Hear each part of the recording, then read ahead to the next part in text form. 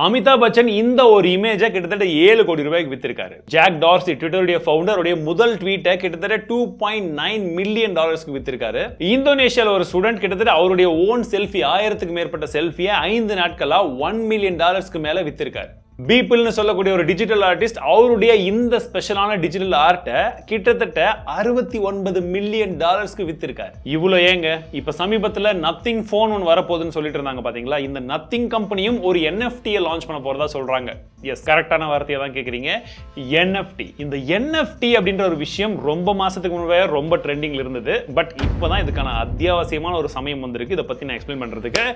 NFTனா என்னப்பா அப்படின்னு கேட்கறவங்களுக்கு NFT அதாவது non-fungible token. So இந்த non-fungible என்னன்றதை ஃபர்ஸ்ட் பார்த்தலாம். non-fungible நான் ரீப்ளேசபிள் இல்லாட்டி நான் எக்ஸ்சேஞ்சபிள் அப்படின்னு எடுத்துக்கலாம். அதாவது ரொம்பவே யூனிக்கான ஒன் அண்ட் ஒன்லி பொருளை தான் இந்த மாதிரி வந்து சொல்லுவோம். எக்ஸாம்பிளுக்கு இப்போ உங்ககிட்ட 2000 ரூபாய் நோட் இருக்குன்னு வச்சுக்கோங்களேன். அந்த 2000 ரூபாய் நோட்டை நான் கடன் வாங்கியிருக்கேன். திரும்ப உங்களுக்கு கொடுக்கும்போது 2000 ரூபாய் ஒரே நோட்டா தரணும்னு அவசியம் கிடையாது. நான் 500 ரூபாய் தந்தாலுமே ஈக்குவல் தான். 2000 ரூபாய் ஈக்குவல் டு 2000 ரூபாய் முடிஞ்சு போச்சு இல்லையா?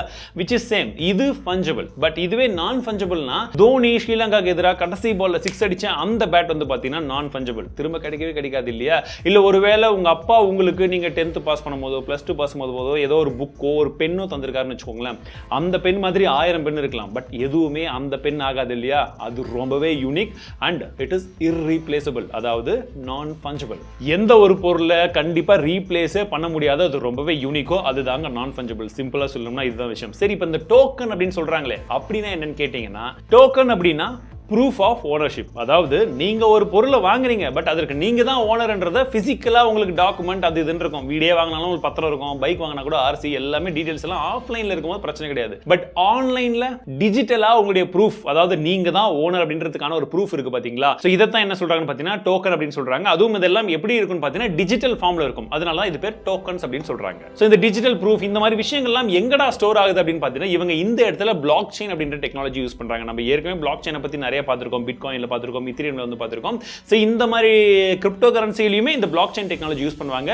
இதுலயுமே இந்த பிளாக் செயின் டெக்னாலஜியை தான் யூஸ் பண்றாங்க. இந்த பிளாக் செயின் டெக்னாலஜி என்னன்றத பத்தி நான் தெளிவா ஏற்கனவே எக்ஸ்பிளைன் பண்ணிருக்கேன். வேணும்னா இன்னொரு தடவை தனியா ஒரு வீடியோ போடுறேன். இப்போதைக்கு சிம்பிளா சொல்லும் அப்படின்ற இடத்தை பாத்தீங்கன்னா, இப்போ எக்ஸாம்பிளுக்கு A வந்து B க்கு ஒரு பணம் அனுப்புறாருன்னு வச்சுக்கோங்களேன். UPI ல இருந்து பணம் அனுப்புறாருன்னா UPI ல இருந்து அவர் அனுப்புற பணம் ஃபர்ஸ்ட் அவருடைய பேங்க் அக்கவுண்ட்ல இருக்கான்னு பேங்க்ல போய் செக் பண்ணும். அதுக்கப்புறமா அவர் ஃபோன் மூலமா அந்த UPI ஆப் மூலமா இன்னொருத்தருடைய ஆப்புக்கு வந்து போகும். அதுவும் போய் பேங்க்ல போய் செக் பண்ணிட்டு அவருடைய அக்கவுண்ட் வந்து கரெக்ட்டா செக் பண்ணிட்டு டெபாசிட் ஆயிடும். சோ இந்த இடத்துல வந்து பாத்தீங்கன்னா A and B இருக்காங்க, ரெண்டு பேங்க் இருக்காங்க இல்லீங்களா?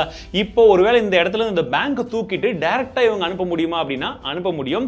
அந்த இடத்துல தான் இந்த பிளாக் செயின் டெக்னாலஜி யூஸ் பண்றாங்க. சோ நார்மலா அனுப்பும்போது பேங்க் கிட்ட ரெக்கார்ட்ஸ் எல்லாம் வந்து ஸ்டோர் ஆயிருக்கும். ஒருவேளை இப்படி டைரக்ட்டா அனுப்பும்போது எங்கடா ஸ்டோர் ஆகும்னு பாத்தீங்கன்னா அப்பதான் பிளாக் செயின் என்ன பண்ணுதுன்னு பாத்தீங்கன்னா பப்ளிக், பிகாஸ் இது வந்து டீசென்ட்ரலைஸ்ட் இல்லீங்களா? பப்ளிக்கா யாரெல்லாம் அந்த பிளாக் செயின் குள்ள இருக்காங்களோ பப்ளிக் அவங்க எல்லார்கிட்டயுமே இதோட ஒரு ரெக்கார்ட் இருக்கும். சோ அதனால தான் இது வந்து பாத்தீங்கன்னா ரொம்பவே ப்ரூஃப். அதாவது வந்து பாத்தீங்கன்னா மாத்தவே முடியாது. ஏன்னா எல்லார்கிட்டயுமே ஒரு காப்பி இருக்கும்போது ஒண்ணுத மாத்தனா எல்லாமே வந்து அடி போடும். அப்ப ஒரிஜினல் எதுன்றது தெரிஞ்சிரும் இல்லையா? அதனால வந்து பாத்தீங்கன்னா எல்லார்கிட்டயுமே இதோட ப்ரூஃப் ஆஃப் காப்பி இருக்கும். சோ அதனால டிரான்சாக்ஷன் பண்றதும் ஈஸி, சேஃபாவும் இருக்கும். பேங்க் உடைய சார்ஜஸும் நீங்க அவாய்ட் பண்ணலாம்ன்றது தான் இதோட கான்செப்ட். இப்போ எக்ஸாம்பிளுக்கு ஒரு பிளாக் செயின்ல 10,000 பேர் இருக்காங்க அப்படின்ற பட்சத்துல சோ பப்ளிக்கா அந்த 10,000 பேர்கிட்டயுமே ஒரு டிரான்சாக்ஷனை பத்தின எல்லா விதமான ரெக்கார்ட்ஸும் இருக்கும். அப்படி இருக்கும் பட்சத்துல தான் அது பக்காவான ஒரு டிரான்சாக்ஷனா கருதப்படும். இப்போ இதே கான்செப்டை யூஸ் பண்ணி தான் NFT மாத்துறாங்க. சோ இந்த NFTன்றது என்னடா அப்படின்னு பாத்தீங்கன்னா ஏற்கனவே அமிதாப் பச்சன் மற்ற விஷயங்களை வந்து காமிச்சிங்க பாத்தீங்களா? இதெல்லாம் என்னன்னா இப்போ மோனோலிசால இருந்து எல்லா பெயிண்டிங்கும் நமக்கு ஆஃப்லைன்ல பிசிக்கலா இருக்கு. இது பிசிக்கலா இல்லாம டிஜிட்டல் ஃபார்மேட்ல, அதாவது டிஜிட்டல் ஃபார்மேட்லயுமே எல்லா பொருளுக்கும் ஒரே ஒரு ஒரிஜினாலிட்டி தான் இருக்கும் இல்லையா? சோ அந்த ஒரு ஒரிஜினாலிட்டியை தான் இவங்க NFT-யா மாத்தி என்ன பண்றாங்க இங்க சேல் பண்றாங்க. அதை வந்து டவுன்லோட் பண்ணலாம், அப்படியே காப்பி பேஸ்ட் பண்ணலாம், எது வேணாலும் பண்ணலாம். பட் ஒரிஜினல்ன்றது அது ஒண்ணுதான். அந்த ஒரிஜினலுக்கு தான் நாங்க வந்து NFT அப்படின்ற பேர்ல நான் ஃபஞ்சபிள் அதை டோக்கனாவும் வந்து வச்சுக்கிறோம். சோ எங்க எப்படி டூப்ளிகேட்ஸ் இருந்தாலுமே அந்த ஒரு பொருள் மட்டும் தான் ஒரிஜினல். சோ அதை யாரு வேறாலும் வாங்கலாம், விற்கலாம் அப்படின்றது தான் இந்த இடத்துல கான்செப்ட். இந்த மாதிரி டிஜிட்டல்ல நம்ம ஒரு ஆர்ட்டை வாங்குறது மற்ற விஷயங்களை வாங்குறதெல்லாம் ஓகேவா அப்படின்னு கேட்டீங்கன்னா இன்னைக்கு தேதியில நிறைய கிரேஸ் இதுல வந்து போயிட்டு இருக்குங்க. சிம்பிளான விஷயம் என்னன்னா NFTன்றது என்னன்னு தெரிஞ்சுக்கோங்க, அதுக்கு பின்னாடி இருக்கக்கூடிய டெக்னாலஜி என்னன்னு தெரிஞ்சுக்கோங்க. காசு இருக்கிறவங்க எதுல வேணாலும் வாங்கலாம்னு சொல்லி பார்த்துட்டு இருப்பாங்க. அண்ட் இன்னும் கொஞ்சம் காசு அந்த சைடு இருக்கிறவங்களும் எப்படிலாம் வித்து காசு பண்ணலாம்னு பாக்குறாங்க. அமிதாப் பச்சனுடைய போட்டோ வித்து தான் சம்பாதிக்கணும் அவருக்கு அவசியம் கிடையாது. அடுத்தது பாத்தீங்கன்னா சல்மான் கான் கூட ஒரு NFT லான்ச் பண்றதா சொல்லியிருந்தாங்க. இந்த சைடுல வந்து பாத்தீங்கன்னா KGF ல இருந்து எல்லாருமே ஈவன் கமல்ஹாசன் சார் கூட ஏதோ ஒரு விஷயத்துல வந்து NFT எல்லாம் பிளான் பண்ணிட்டு இருக்கிறதா சொன்னாங்க. சோ இது எல்லாமே என்னடா அப்படின்னு பாத்தீங்கன்னா நீங்க ஒரு பொருளை போயிட்டு இப்ப தோனியுடைய ஒரு பேட்டை வாங்கி நீங்க வீட்டுல வைக்கிறதுக்கும் தோனி ஆடுன அந்த ஒரு ஷாட் உடைய வீடியோ மட்டும் நான் NFT ல வாங்கி ஒரிஜினல் எந்து தான் நான் தான் ஓனர்னு சொல்லி வாங்கி வைக்கிறதுக்கும் மிகப்பெரிய வித்தியாசம் இருக்கு இல்லையா?